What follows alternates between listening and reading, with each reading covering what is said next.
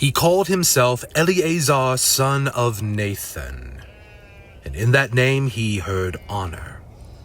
It was the name of priests and judges, men who kept their households upright.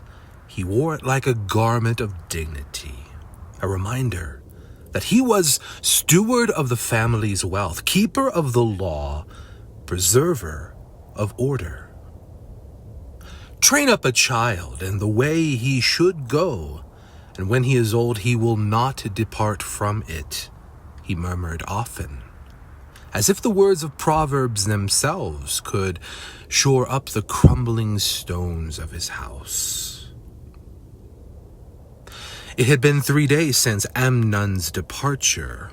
The courtyard, once noisy with quarreling, now rang hollow. It was not the silence of sulking, he had weathered that before, but of absence, of something cut clean away. Eleazar sat at the edge of the field wall, his robe brushed with dust, his hands rough from early years of guiding the plow. He stared down the long road that fell away into the hills, as though sheer force of gaze could call the boy back. Honor, order. These had been his own father's last words.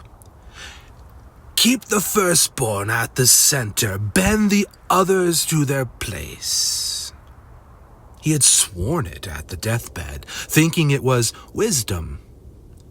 Now it felt like a yoke around his neck. He could still see Amnon, standing in the courtyard, fist tight, voice sharp. Give me what is mine. At first, Eleazar thought it mere boyish frivolity, but behind the words flickered despair. I will never be one of you. I will never matter here. The boy never spoke it out loud, yet Eleazar had heard it. He had not struck him, though his own father would have. Instead, he gave him the portion. He had believed generosity would heal, but now, 3 days later, Amnon was gone, and the shame of the village weighed heavy. He imagined the whispers at the well. A man so wealthy, and yet he cannot master his own household? He pressed his face into his hands. Tradition had taught him that order was love. But what if it had only driven Amnon away?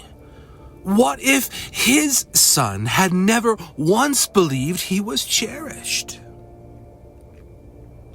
His mind wandered backward, past years of toil, past the grief that had hardened him, to the days before Sarah's death, to the courtyard where little Amnon had giggled in his mother's arms, round-faced and bright-eyed. Eleazar had scooped him up, tossed him into the air, and laughed as the child's shrieks of joy rang out like music. He had not thought of that in years. A pang pierced him.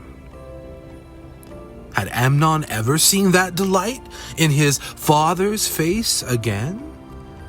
Or had sorrow and duty long since stolen it away? The father lifted his head. The road lay empty, stretching into distance, yet in that memory something loosened, a thread of tenderness he had nearly forgotten.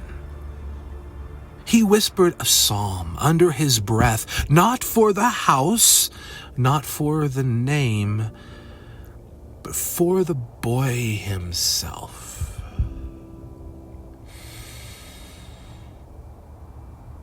The Lord is my shepherd.